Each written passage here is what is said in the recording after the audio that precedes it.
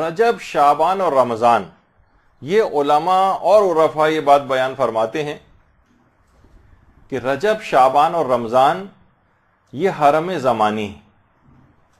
دیکھیے، اللہ کے کچھ حرم ہیں، احترام والی کچھ خاص تاریخیں ہیں، کچھ خاص مہینے ہیں، ایک حرم زمانی کہلاتے ہیں اور ایک حرم مکانی کہلاتے ہیں۔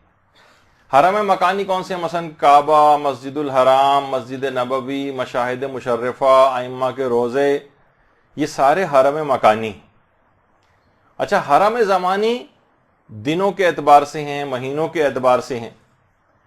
جب بھی علماء فرماتے ہیں کہ جو خاص طور پر شعبان کا مہینہ ہے، یہ سیر و سلوک کا مہینہ ہے۔ اس میں کوئی شخص چاہے تو اپنی روحانیت کو بہت اوپر لے جا سکتا ہے، اس میں اپنی عرفانیات کو بہت اوپر لے جا سکتا ہے، اس میں اپنی روح کو بہت علو اور بلندی جو ہے عطا کروا سکتا ہے۔ یعنی پورے سال یہ موقع اس کو نہیں ملے گا۔ رمضان تو خیر حقیقی طور پر ایک آئے گا ہی مہینہ اس کے پاس، لیکن جو اس سے پہلے جو پریپریشن والے دن ہیں تو اس میں رجب اور شعبان، اور اس میں بھی شعبان خاص طور پہ علماء نے فرمایا کہ سیر و سلوک کا مہینہ۔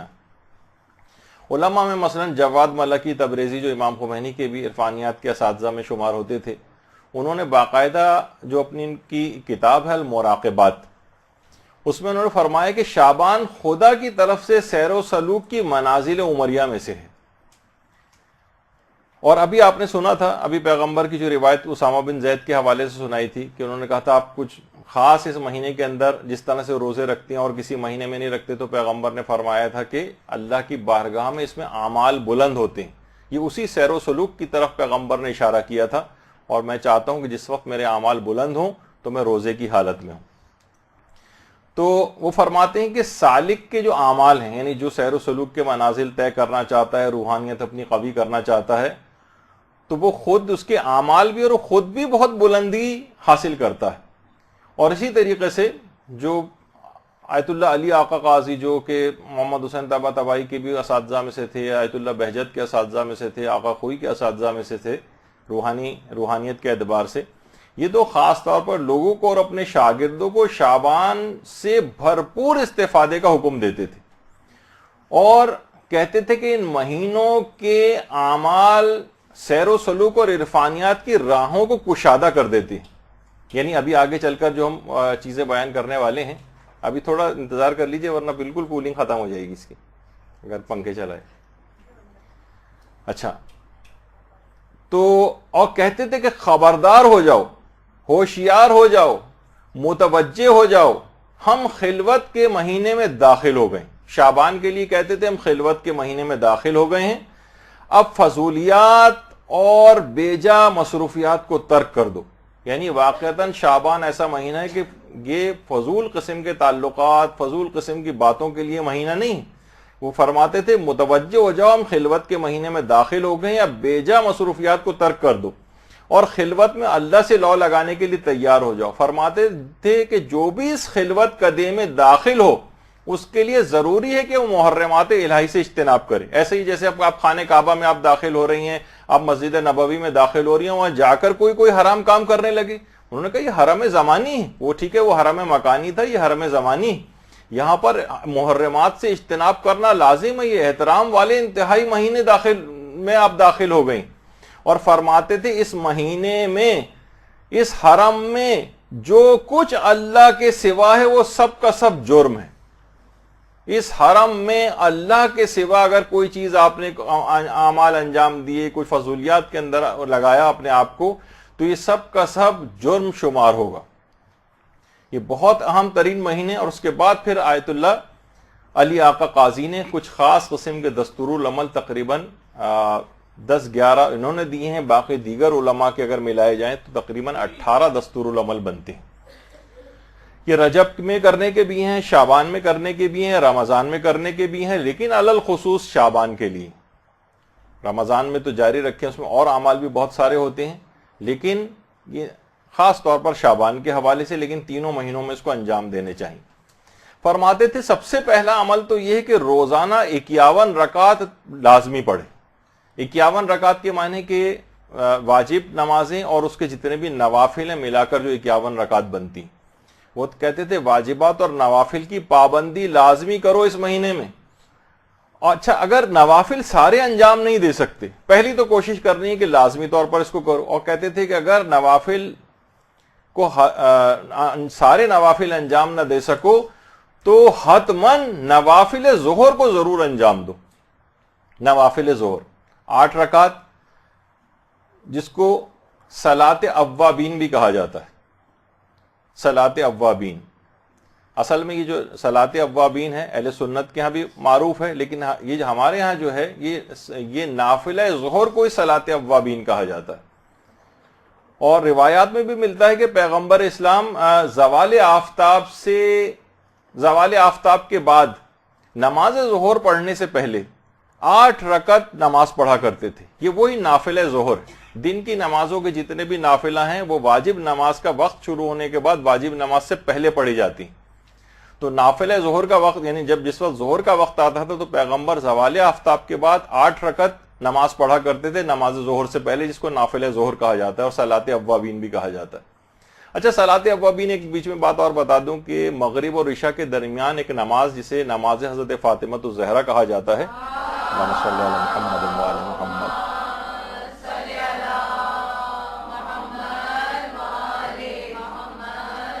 وہ 4 رکعت کی نماز ہے، اس کو بھی صلاۃ اوابین کہتے ہیں، جو مغرب اور عشاء کے درمیان میں پڑھی جاتی ہے اور جس میں الحمد کے بعد 50 مرتبہ سورہ توحید پڑھی جاتی۔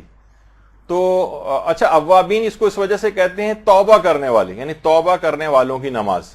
تو فرماتے تھے کہ یا تو 51 رکعت آپ پڑھیں، اگر کوئی شخص 51 نہیں پڑھ سکتا ہے تو کم سے کم نافلہ ظہر اس کو حتماً پڑھنا ہے۔ اگر وہ اس مہینے کی برکتوں سے فائز یاب ہونا چاہتا ہے اور اپنے آپ کو کچھ روحانیت کو قوی کرنا چاہتا ہے تو کم سے کم حتماً اس کو نافلہ ظہر جو ہے وہ اس کو ترک نہیں کرنا ہے۔ اور فرماتے تھے اس کے بعد ایک چیز کی، اسی میں پوائنٹ میں ایک چیز کا ایک تاکید اور کرتے تھے کہ نماز ظہر کو لازمی طور پر اول وقت میں انجام دو، کیونکہ قرآن نے اس کو صلاۃ وسطیٰ کہا ہے۔ تو بہرحال یہ ایک پہلا عمل ہے کہ انسان 51 رکعت جو ہے وہ نماز پڑھے، اور نافلہ سارے نہ پڑھ سکے تو نافلہ ظہر کم سے کم ضرور پڑھے اور نماز ظہر کو اول وقت میں انجام دے۔ دوسرا پوائنٹ یہ ہے اس دستور العمل کا کہ نافلہ شب کو لازمی طور پر نماز شب کو اس شعبان کے مہینے میں ہرگز نہ چھوڑے۔ وہ فرماتے تھے کہ حیرت ہوتی ہے مجھے اس شخص پر جو آخرت میں بڑے مقام کو حاصل کرنا چاہتا ہے پھر بھی وہ نماز شب سے بے توجہ رہتا ہے۔ اور فرماتے تھے میں نے آج تک نہ کسی ایسے شخص کے متعلق سنا ہے، نہ میں نے آج تک ایسے کسی شخص کو دیکھا ہے جس نے کوئی بھی مرتبہ کمال اور روحانیت نماز شب پڑھے بغیر حاصل کیا ہو۔ میرے علم میں کہہ رہے تھے کوئی نہ میں نے سنا نہ دیکھا آج تک کسی ایسے شخص کے متعلق۔ اس کا مطلب ہے کہ آخرت میں بڑا مقام کوئی شخص حاصل کر ہی نہیں سکتا، وہاں پہ آپ کو ادنا تر جنت پہنچ بھی گیا تو ادنا ترین درجوں میں نظر آئے گا کہ جو کہ نماز شب کا پابند نہیں۔ یہ خصوصیت کے ساتھ بات انہوں نے کہی کہ نافلہ شب 11 رکعت ہے، 11 رکعت کو انجام دیں۔ مشکل سے 6 7 8 منٹ اس کے اندر لگتے ہیں، اگر آپ صرف الحمد کے اوپر بھی اکتفا کریں تو بہت کم وقت اس کے اندر لگتا ہے۔ تو نافلہ شب کو لازمی، ورنہ اگر 11 رکعت نہ پڑھ سکیں تو 3 رکعت بھی نہ پڑھ سکیں تو کم سے کم 1 رکعت کچھ تو اس میں شمار ہو جائے۔ تو بہرحال نافلہ شب کوشش تو کریں گے 11 رکعت ہی۔ پھر فرماتے تھے جس قدر بھی ممکن ہو سکے تلاوت قرآن اس مہینے میں روزانہ کریں، اور کہتے تھے خاص طور پر شعبان کے مہینے میں رات میں تلاوت قرآن کرنا، ویسے تو دن میں بھی کسی بھی وقت کریں لیکن رات میں تلاوت قرآن خاص طور پر کرنا۔ اور کہتے تھے کہ اسے مومنین کو اس میں شراب طہورہ جو جنت کی شراب ہے یعنی وہ والی لذت بخش اس کے لیے کہ رات میں شعبان کی راتوں میں اگر اس کی قرآن کی تلاوت کی جائے۔ اور اس کے بعد فرماتے تھے چوتھا نقطہ ہی کہ زیادہ سے زیادہ اذکار الہی میں اس کی زبان مصروف رہے اس مہینے میں۔ خاص طور پر فرماتے تھے کہ ذکر یونسیہ 500 یا 1000 مرتبہ روزانہ انجام دیں، روزانہ 500 یا 1000 مرتبہ لا الہ الا انت سبحانک انی کنت من الظالمین۔ تو 500 دفعہ یا 1000 مرتبہ، اور اس سے ہٹ کر بھی یہ تو ظاہر ایک مخصوص وقت میں ہو جائے گا لیکن اس کے علاوہ بھی مسلسل زبان کو اپنی اذکار الہی میں مصروف رکھیں۔ اس کے بعد فرماتے تھے اگلا نقطہ 5واں کہ اگر ہو سکے تو مشاہد مشرفہ کی زیارت، اور یہ نہ ہو سکے تو کم سے کم جتنی بھی مساجد میں حاضری اس مہینے میں ہو سکے وہ کرے۔ فرماتے تھے کہ مومن کا دل مسجد کے اندر اسی طریقے سے لگتا ہے جیسے روایتوں میں ہے کہ جیسے مچھلی جو ہے وہ دریا میں جس طرح ایک سکون محسوس کرتی۔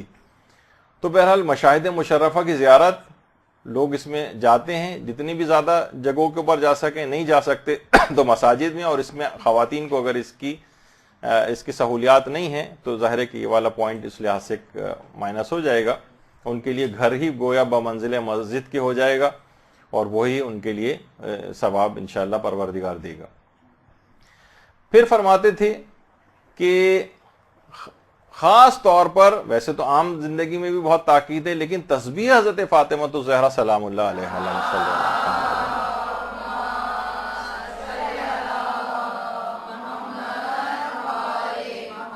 فرماتے تھے کہ اس کو ہرگز فراموش نہ کریں، کیونکہ اس کو ذکر کبیر کہا گیا ہے، کیونکہ سب اذکار انجام دے رہے ہیں تو یہ کیسے ممکن ہے تسبیح حضرت زہرا جو ذکر کبیر ہے اس کو آپ فراموش کر دیں، تو اس کو ہرگز فراموش نہ کریں، یہ بھی آسان ہے۔ پھر فرماتے تھے کہ وظائف مہم، یعنی بہت اہم وظیفوں میں سے ہے کہ سالک، یعنی جو بھی روحانیت اپنی قوی کرنا چاہتا ہے اور سیر و سلوک کے منازل طے کرنا چاہتا ہے، اس کے اہم ترین وظائف میں سے یہ بات لازم ہے کہ وہ روزانہ دعائے فرج امام زمانہ علیہ السلام جو ہے وہ پڑھے۔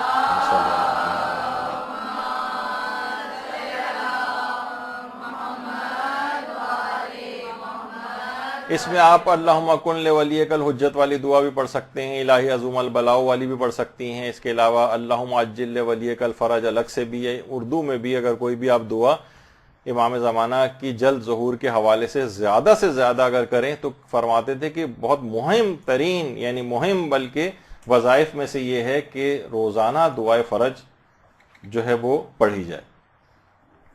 اور پھر فرماتے تھے کہ ایک اور بھی اہم ترین وظائف میں سے شعبان کی یہ بھی کہ اس شعبان کے اندر، شعبان میں جتنے بھی جمعے آئیں اس میں زیارت جامع کبیر یہ خاص طور پر ضرور پڑھیں جمعے کے روز۔ اس شعبان کے مہینے میں جتنے بھی جمعے آئیں اس میں زیارت جامع کبیر یہ ضرور پڑھنی چاہیے۔ اور اس کے علاوہ ابھی اس سے پہلے آپ نے سنا کہ تلاوت قرآن عمومی طور پر تو انہوں نے بتائی کہ جتنی بھی زیادہ ہو سکے، لیکن الگ سے خصوصیت کے ساتھ فرمایا کہ روزانہ ایک جز تلاوت قرآن شعبان کے مہینے میں ضرور کریں۔ ایک جز کے معنی ایک سپارہ، ایک پارہ قرآن روزانہ، یہ لازمی اپنے اس پروگرام کے اندر شامل کریں، ورنہ جو نہیں کر سکتا، پورا نہیں پڑھ سکتا، جو بھی اس کے پاس عذر ہے اگر کوئی ایسا ویلڈ تو ٹھیک ہے، پھر جتنی بھی تلاوت کر سکے، لیکن اس کے علاوہ الگ سے بھی عمومی تلاوت کے علاوہ بھی فرماتے ہیں کہ ایک جز تلاوت قرآن اسے روزانہ کرنا ہے۔ پھر فرماتے ہیں اس شعبان کے مہینے میں خاص طور پر اگر کوشش کرے کہ زیارت قبور پہ یہ مداومت کر سکے، روزانہ ممکن ہو تو روزانہ، ورنہ ہفتے میں کم سے کم ایک مرتبہ قبرستان ضرور جائے اور زیارت قبور کو جو ہے انجام دے۔ یہ بہت زیادہ اس مہینے کے لحاظ سے تاکید ہے۔ اچھا، یہ 10 نکات تو آیت اللہ علی آقا قاضی نے شعبان کے لحاظ سے اور ان تینوں مہینوں کے لحاظ سے بتائے ہیں، اور کچھ علماء نے اس میں اضافے بھی کیے ہیں، یعنی ان کو بھی اگر آپ ایڈ کر لیں اس کے اندر، اور وہ یہ ہے کہ شعبان کے مہینے میں خاص طور پر 70 مرتبہ روزانہ استغفر اللہ و اسألہ التوبہ، استغفر اللہ و اسألہ التوبہ، یہ روزانہ 70 مرتبہ اپنے پروگرام میں شامل کرنا چاہیے۔ اور اسی طریقے سے روزانہ 70 مرتبہ استغفر اللہ الذی لا الہ الا هو الرحمن الرحیم الحی القیوم واتوب الیہ، اس کو کہا کہ اس کو بھی روزانہ 70 مرتبہ اپنے پروگرام کے اندر شامل کرنا چاہیے۔ یہ بھی آسان ہے، کوئی اتنا مشکل نہیں ہے۔ پھر فرماتے ہیں کہ اس مہینے میں زیادہ سے زیادہ صدقہ دیں، زیادہ سے زیادہ، کیونکہ جب ہمارے چھٹے امام سے بھی جو سوال پوچھا گیا تھا اللہم صلی علی محمد و علی محمد،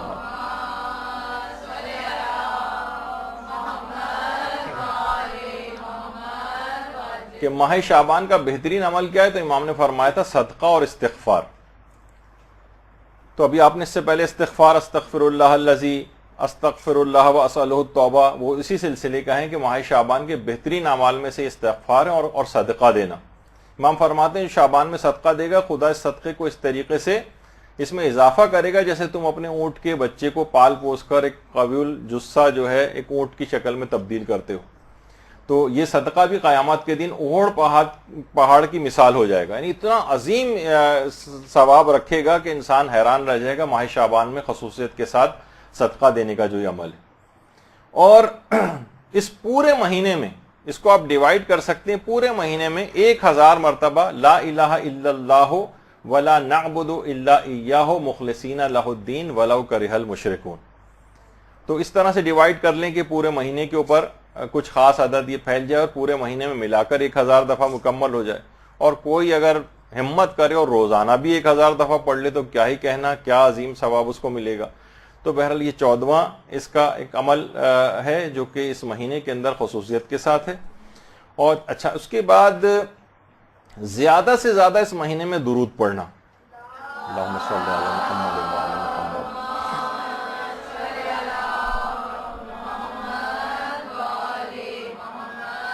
بلکہ یہاں تک ملتا ہے کہ عام مہینوں میں جو درود پڑھا جاتا ہے اس کی نسبت شعبان میں درود پڑھنے کا ثواب 10 گنا زیادہ ہے. تو اور بہار میں بھی یہ ہے, پیغمبر نے فرمایا کہ جو ایک بار بھی مجھ پر درود بھیجتا ہے, اللہم صلی علی محمد وعلی محمد,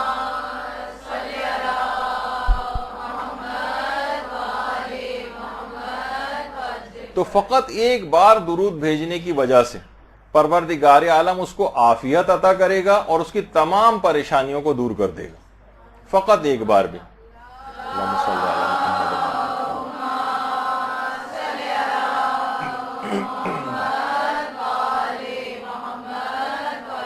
اچھا اس 16واں عمل جو اس کے بعد ہے وہ یہ ہے کہ شعبان کے مہینے میں ہر جمعرات کو 2 رکعت نماز پڑھی جائے.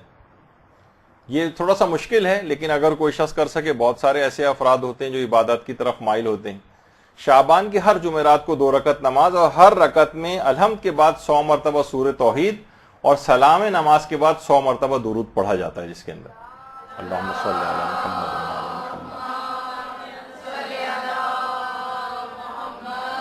وعلی محمد. تو یہ بہت خاص اس کا ایک عمل ہے. اور اس کے علاوہ اس پورے شعبان میں روزانہ روزہ رکھا جائے, اور جتنے ورنہ 3 دن یا جتنے بھی دن اس کے لیے ممکن ہو اس میں روزہ رکھا جائے, اس کا بھی بہت زیادہ ثواب ہے. اور 18واں عمل اس کے اندر جو بتایا گیا ہے وہ صلوات شعبانیہ ہے. یہ دعائیں امام سجاد علیہ الصلوۃ والسلام,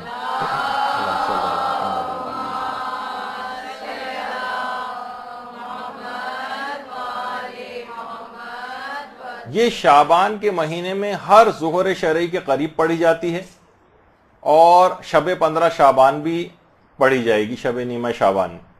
لیکن زیادہ بہتر یہ ہے کہ علماء فرماتے ہیں اسے ظہر اور عصر کے درمیان میں اس کو پڑھا جائے, صلوات شعبانیہ کو.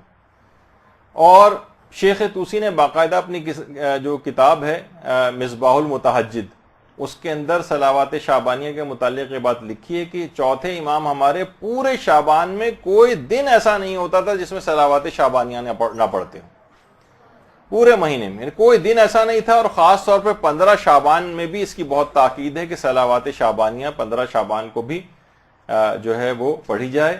اقبال الاعمال میں سید ابن طاؤس نے بھی اس کو نقل کیا ہے. اس کے علاوہ شیخ عباس قمی نے مفاتی میں اعمال مشترکہ جو شعبان کے لکھے ہیں اس کے اندر بھی یہ مناجات شعبانیہ لکھی ہوئی نظر آئے گی. اچھا ہمارے جو پرانے علماء ہیں انہوں نے تو باقاعدہ ایک بڑی اتنی اہم ہے کہ لوگوں نے اس کا نام بھی نہیں سنا ہوا, اور اس کی اتنی تاکید کہ چوتھے امام ہر روز اس صلوات کو پڑھا کرتے تھے, صلوات شعبانیہ کو. تو الذریعہ الی تصانیف الشیعہ جو کہ آغا بزرگ تہرانی کی کتاب ہے, اس میں آغا بزرگ تہرانی نے اس کی 12ویں جلد میں ایک بات لکھی ہے کہ ہمارے ایک عالم گزرے احمد واعظ یزدی, احمد واعظ یزدی.